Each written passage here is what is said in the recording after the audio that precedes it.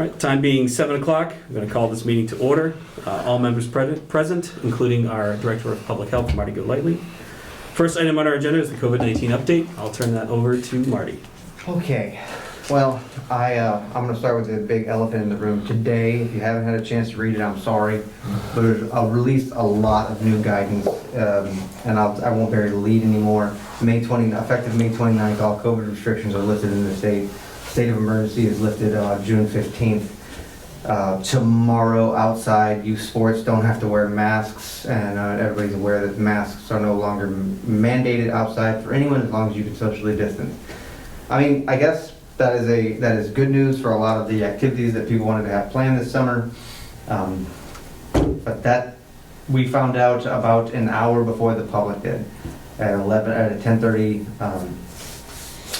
DPH call, and then it was subsequently announced on the governor's press conference. So that was a lot to take in. If you go to the abingtonma.gov health department's website, you can click on the Baker-Polito administration to lift COVID restrictions May 29th, state to meet vaccination goal by beginning of June link, and you can read all of the newest, updated, latest and greatest on there. DESE also put out some information regarding schools. Masks will still be required in schools past May 29th, and further guidance will come out after that. So I don't know what they're going with that. I'm happy to report we only have 10 cases in town tomorrow. We'll have 8 tomorrow morning, as 2 cases will come off tonight, as long as there are no new cases, obviously. And that will be the first time we're in single digits since, I want to say August of last year. Wow. Maybe even July. So it's a long time coming. And until then, just keep doing it. I know it's inconvenient. I know it sucks. But we have to ask people to keep wearing masks. And this is the kind of time where if you're not feeling well, you should still wear a mask. If you have any symptoms at all, put it over, get tested. If you haven't got your shot yet, call us. I will arrange it. I'm jumping the gun of a vaccination effort, sorry. But I can also get people tested. There's a lot of resources out there. And we still are going to ask people to not, don't go to work sick, that kind of thing, because we're still going to have to contact trace after May 29th. Like, that does not stop. Quarantining, isolating, those things are not going to just suddenly turn off on May 29th. But all of the restrictions will. And of course, I would be remiss to mention that if the board wanted to provide more COVID restrictions for the town, that is in your purview to do. Mm-hmm. Thank you, Marty. Are there any other questions for Marty on the COVID-19 update? I do have a question. Is a lack of proactive communication between the Department of Health and us, is it having a great impact in this situation, or is it just kind of a situation where we have no heads up, you don't have time to prepare for like the public? That has been par for the course for about 18 months now. We have traditionally found out only moments before, and this is going back to March of last year. It happened the entire pandemic, where we would find out shortly before massive changes. Mm-hmm. I don't know how to fix that.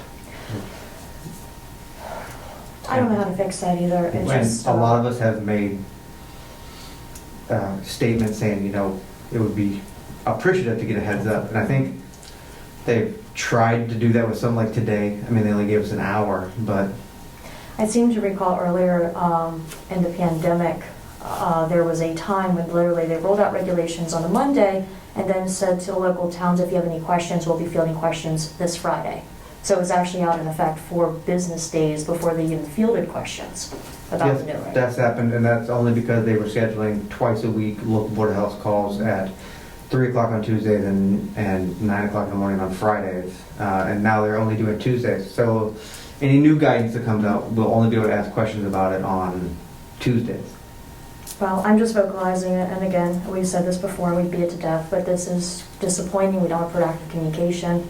It's terrible logistical management by our state's Department of Health, and if they cared before now, they probably would have done something, so I don't know what this does, but just saying, this continues to be a problem. I'm glad we're on the same page with that, Yeah. because it's entirely too frustrating sometimes. Do you expect you have a call with Department of Public Health tomorrow? So there is the standard DPH call tomorrow, and I'm sure there'll be lots of questions asked. And if we have any, I can type them into the chat. That's how they get back to us with questions. They might expand on some of the new restrictions and new opening easements tomorrow that I just haven't known about yet. Because I haven't had time to digest all of the DESI stuff and some of the secrets. So we'll find out more if there's any clarification or not, honestly. But I mean, coming with the summer and kids wearing sports out, doing sports and wearing masks outside, it's not, the evidence indicates that's probably a low risk activity. So I'm not really against that, if I'm being 100% honest. What about like dugouts and benches and things like that as far as, so they're gonna go completely no restrictions? They'll still have to, no restrictions. Kids don't have to wear them, recess, breaks, nothing like that. Okay. And that's, I always like to say, as far as I understand it. Right. But coaches and parents will still have to wear masks unless they're able to socially distance. If you think about it too much. I know. And then the Well- transportation, because public transportation, you're still required to wear a mask. If they're taking transportation there that's public, then they Right. also have to there. Right. But then when they get the dugout, okay. Yeah. I understand it, I didn't say it was logical. Right. Gotcha. Well, it makes it difficult for the locals to put any type of restrictions, even if you feel it's helpful, just because it just makes it more convoluted. And I would say that enforcement will be very difficult at this point. Exactly. Yeah, speaking of enforcement and local, so we put a mask mandate out prior to the state. Is ours going to expire when the state's does, or are we going to have to vote to rescind our order? I will have to check our order against the state's wording. Mhm. I believe so, but I don't want to state definitively now.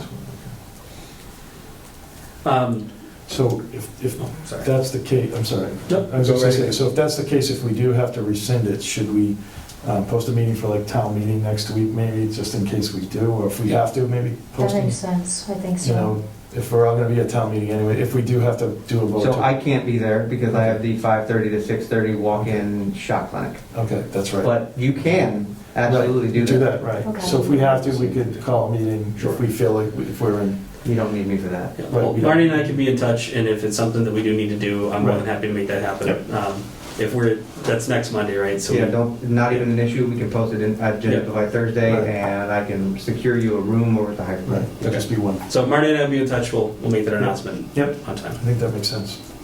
Piece of cake. Why don't we move on to the vaccination update? If we have COVID-19 things, they go hand in hand. I'm more than happy to let that go together. So Because I'm sure I'll ramble, I'm sorry. No problem.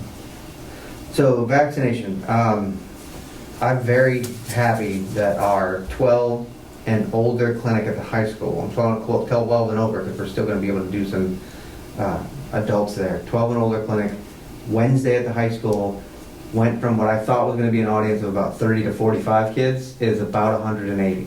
Good. That is a good problem to have. I picked up the vaccine today. We're going to be all set for Wednesday. And I will say it again, if you haven't got it and you're waiting to fall into your lap, I will happily meet you there. All you gotta do is come to the high school or send me an email or call us and we'll set it up. That is a good thing. So a lot of these kids will be at least 2 weeks post first vaccination before we open up anything, which is much better than no protection. We are still part of the regional collaborative for Bridgewater State, go BSU, where I went to school.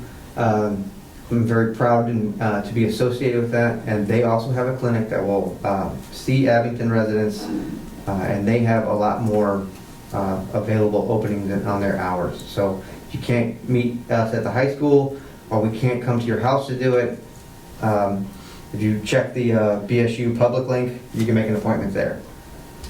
They have Pfizer. They're not giving any other vaccine right now. As previously mentioned when we were talking, I'm going to do a 5:30 to 6:30 walk-in only. Come in, we'll get you vaccinated. We'll be using Pfizer for that as well, so we'll have to have a 21 days later appointment. 5:30 to 6:30 in the gym before town meeting. So come in, get your shot, then go vote for all of the important stuff that's on the town meeting agenda. I believe that's it. Our housebound, sorry, see, I did it again. Our homebound will be complete on June 1st. And I don't believe we have any other homebound after June 1st. There may be a straggle here and there. And now it's getting to the point very soon where we'll be able to order our own COVID vaccine. So if you are on the fence, we'll have a year's worth of data by December, well, technically by August. The vaccine is safe, the vaccine is effective. Let us know if we can get it. And if we have to start doing booster shots in the future, which I fully anticipate to do, my hope is that we'll become some type of a combo vax with the flu. You know, maybe we'll get them together, maybe there'll be some type of thing with all the different variants. We will be prepared to do that as well. We have the venue and the knowledge. Is that something they've tested? Doing both the flu and the COVID vaccinations at once? No, they haven't. I don't believe they're testing it. I'm talking about maybe a couple of years from now. Sorry. Okay. Right now, they're testing whether or not one booster from, let's say, Moderna, Mhm. will cover someone if they got a Johnson & Johnson first, or if they got a Pfizer first, right? They completed their Pfizer series, and now they need a booster. Well, can they get the Moderna booster? And Mhm. science is indicating yes to that, but that still needs a little bit more time. Okay.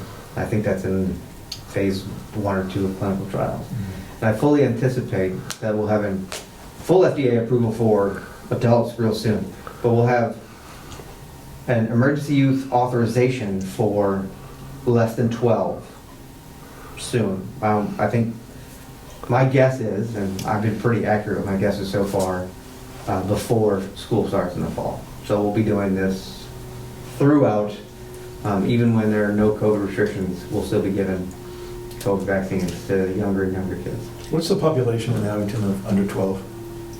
You don't know. You don't know. I was just curious. We're what the percentage- 17,500. We had about 180 right now. I think there was 400. I could guess, but it'd feel like speculation. I don't want to guess. Yeah, I know based on the sheet you have online, it's 23% is 19 and under. Yeah. So it's a fraction of that. Right. Um, But some of those aren't going to be able to get it. Some of those are Right. too young. So if I was to hazard a guess, I don't want to guess. I'll get it. We'll figure that out one day. I know we had a monkey wrench with the J&J pause. Do we go back to using that for homebound? That was back to full use for J&J. If there are some reservations, I'm not going to force someone to get a vaccination that they don't want or they're not comfortable with. So I'll meet them with Pfizer or Moderna. I have a few extra, so no problems. But the 1 in a bazillion chance, I think it was 6 out of 7 million now, something like that. So, but if someone has a concern, we'll meet them halfway. We'll meet them where you're at. I'll happily give you Pfizer if you don't want the J&J. But Johnson & Johnson has been approved. Thank you, Marty. Any other COVID-19 or vaccination questions? No? No, this time. Good?